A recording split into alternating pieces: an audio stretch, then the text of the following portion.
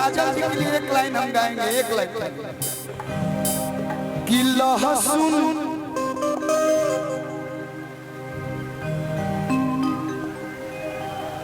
आपके लिए कि लहसुन मिर्चा के चाटनी तू बारू हो धर्म पत्नी हो लहसुन। अरे वाह भैया लीजिए।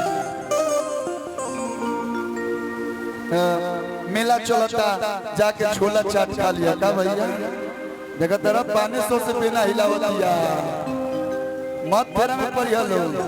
लगा दो भाई वो डांस लगा दो, इसके बाद में भाई पीकू गाएगा।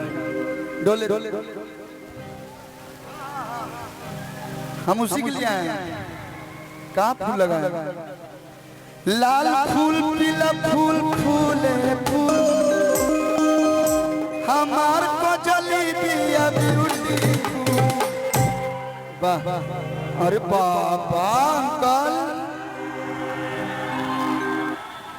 तो हर पतली कमर तो हर तिरछी नजर दिल कोई बचोरी हो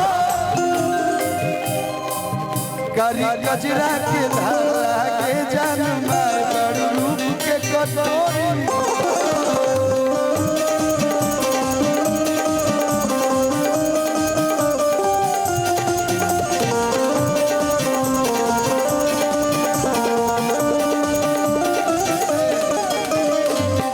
हम बहुत बिगड़ के बहुत सुधर, हम कभी बिगड़े ही नहीं थे ना हम बिगड़ पाएंगे, लेकिन आप लोग ऐसे करिएगा तो हम बिगड़ सकते हैं। कि तहार में किसी हमार में किसी के किसी हमार बीच से नरम मसाला